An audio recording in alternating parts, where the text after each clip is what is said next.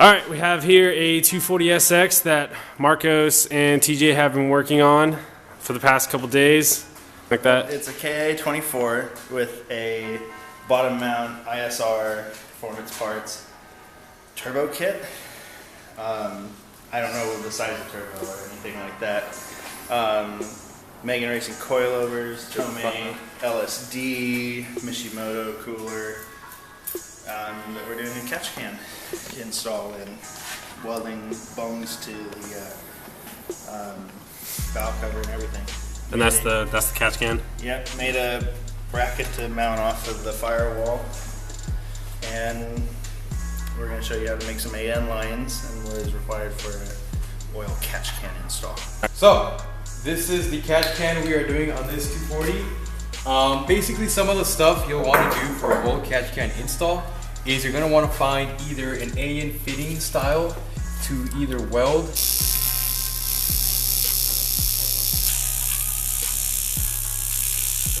or tap into your valve cover, and then so you'll find either a rubber hose, or we like to use this stuff because it's pretty durable and I guess it looks nicer, but you'll route it to where you want to mount your catch can. So this catch can collects all the excessive crank pressures and usually collects a little bit of oil. And so right here, this one we can't show you, it's already installed, but at the bottom it's got a little fitting you can unscrew and release all of the oil. You'd probably want something to catch it if there was full right now, but it's just a fitting that releases all the oil that's been stored in there. So also you want to cap off any of the stock PCV lines. We've already done that. You can just delete them since you're not going to be using them anymore. And if you have like a little PCV valve, you'll be removing that obviously. So we used actually one of the existing PCV ports, and we took off, where's my, we just removed the stock PCV fitting basically that goes to the line. And then we just welded in John welded in the AN fittings. And then we have another style of catch can. This will allow you to pass emissions if you're in a state that requires emission testing. So it just allows more, it allows air to flow instead of just dumping oil or excessive pressure in there and letting it filter out. This will recirculate it into your system, therefore reducing emissions instead of just letting them all out, burning them away. So, yep, that's pretty much it. Right now we're gonna finish measuring how much line we need. We have it marked off with a piece of tape basically, and then we have 90s we're gonna install here, and then we'll show you how to install the actual this part of the fitting into the actual steel braided line. So yeah, we'll go from there.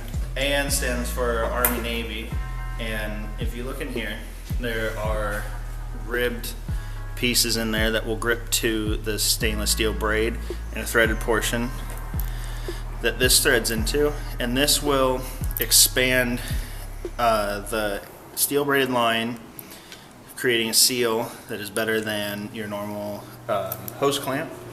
So what you want to do is, when you got your AN line, is measure out where you want. We usually do it in the center of where we tape, and we use electrical tape and a cutting disc to prevent the steel braid from fraying excessively and making it more difficult to put the fitting on. So I will cut this up and we will assemble the AN line.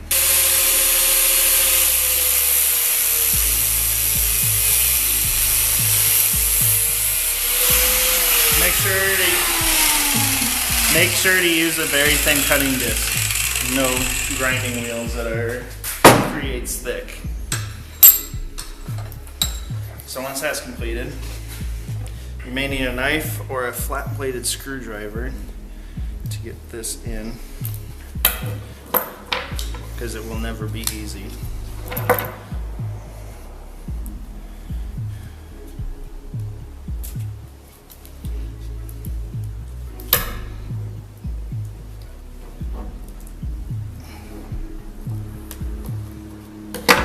And then just keep twisting and compressing that on until the rubber line reaches right behind the threaded portion of the AN fitting.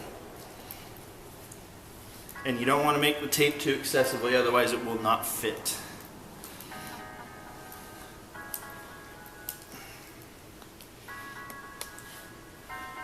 Alright, so now that the AN fitting has the tube up to that threaded portion, there are special tools that you can get from Summit or other places like that, special vices that will protect the coating of the outside. Cheapest and easiest way to do it is to wrap a cloth around it and place it gently into your vise.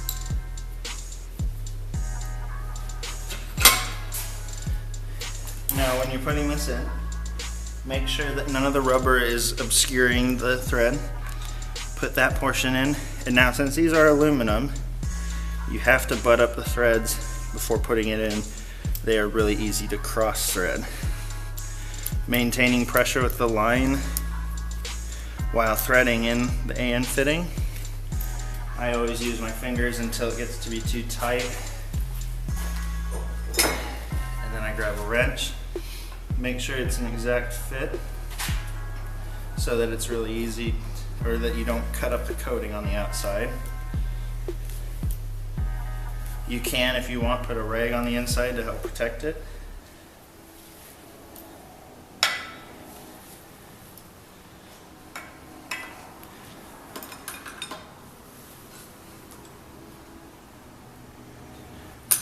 Cinch it up, bring it out, give it a good tug, make sure it's in there properly.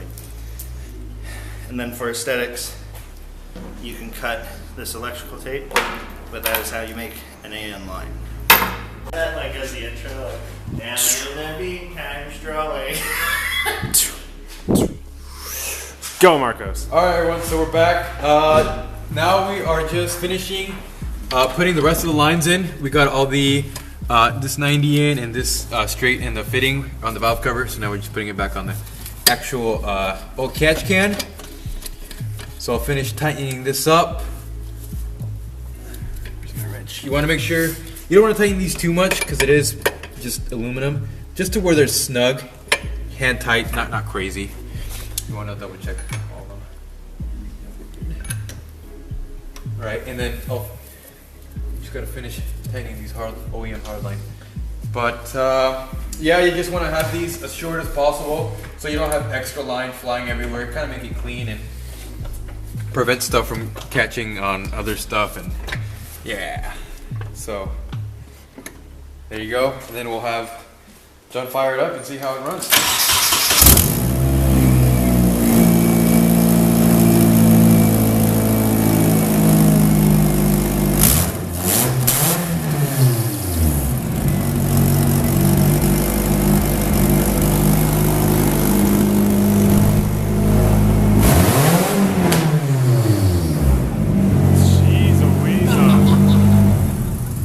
Is that straight piped?